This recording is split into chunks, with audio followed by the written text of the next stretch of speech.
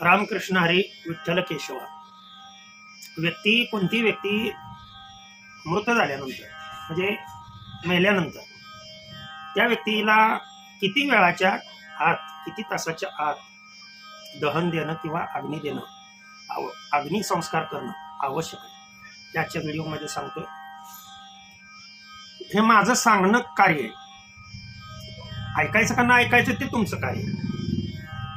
आपण दुःख जे भोगतोय, एवढं रात्रंदिवस कष्ट करून जे दुःख भोगतोय त्याला कारण काय असतं, आणि ही कारण असल्यामुळे आपल्या लक्षात येत नाही.